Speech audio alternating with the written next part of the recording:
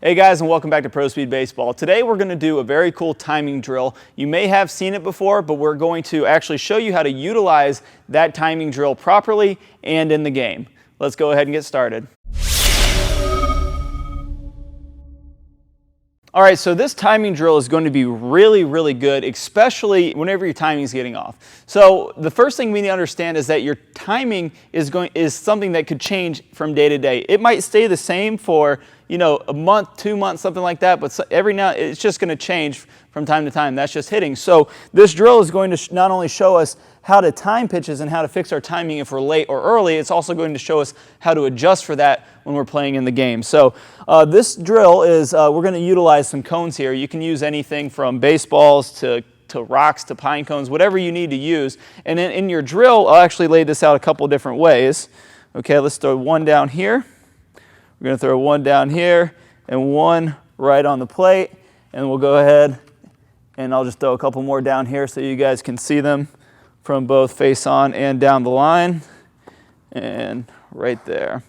Okay, so like I said, I'm sure you guys have seen this drill before on timing. And what the premise of this drill is, this is a fantastic drill to do, is to attempt to make contact with your perception of whether the ball is going to get, or whatever cone the ball is traveling over at that time. If you are late on the ball, if you're just perpetually late on the ball, you can think about hitting the ball when it starts to get over this cone, way out here in front, or the third cone over here. And what that's going to do in your mind's eye, it's going to make it feel almost like you're swinging when that ball is about to pass over the cone. So if I'm right here from the face-on view and I'm perceiving to hit the ball out of the cone, that cone is pretty far out in front.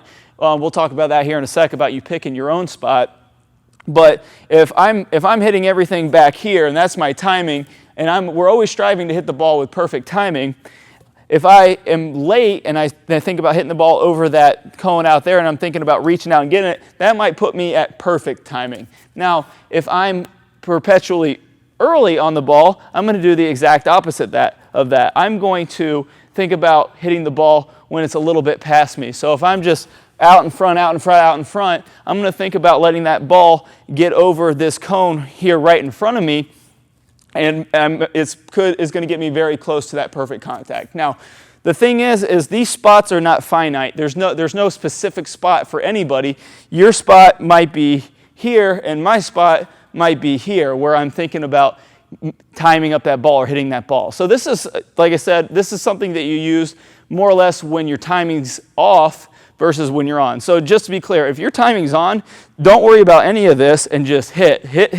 Take advantage of that time when your timing's right on. But if you start catching yourself getting a little early or getting late, start utilizing this drill in your practice time.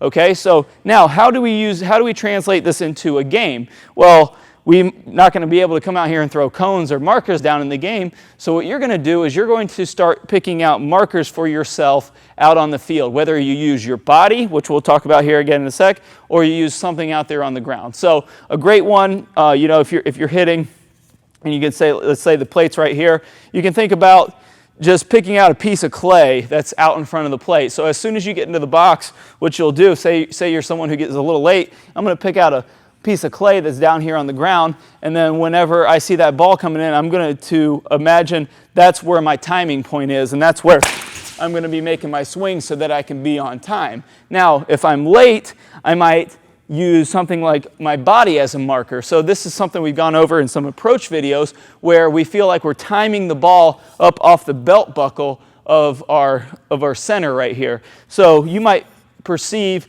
that you're going to let that ball get all the way into your belt buckle to make contact, which is a great two-strike approach, and that's going to be for you guys who are a little early on the ball. So if I'm going to make a swing here, kind of feeling like it's on my belt buckle, you can see there, even on the tee, even though I kind of imagined that being on my belt buckle, I was a little bit late on that ball, and so if I was early, that'd be really good. So make sure that if you're working on this is kind of hard to demonstrate on the tee, but if you're hitting front toss, side toss, or batting practice, and you're in a cage, if you're late or early, throw some markers down. Find yourself a spot where you start stroking ball after ball after ball, of course around in the strike zone area, and then start using that spot to pick your timing. Now, once you start getting used to that, and the gap starts closing, throw the cone away and just hit the ball with good timing. And if you feel yourself getting a little late or a little early, make the adjustments for your markers accordingly. So if your timing's ever getting off again, make sure you utilize this drill and you'll get back right on time. We'll see you guys soon.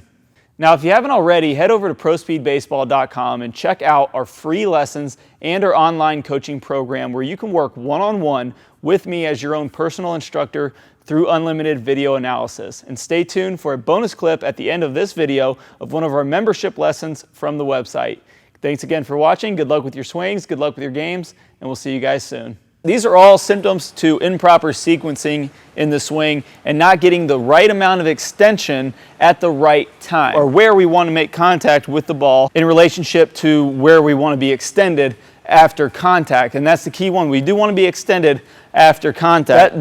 Just before full release is when we're going to get maximum velocity on that object. So in a baseball swing, so if we go into contact and we make contact and then we have full release, then we're going to be maximizing our speed into the ball. So that all you have to do is set up the drill properly, make swings, and you're going to start syncing up your swing right away. And that's exactly what this drill is going to do. It's going to help us learn the proper motions to hit the ball correctly. So if I put a digital tee here where we'd want to make contact with the ball ideally when we're practicing off the tee or we're hitting in the game, we're going to load stride here. You're going to see me get into contact here, and then if I'm still swinging out to this ball in front of me,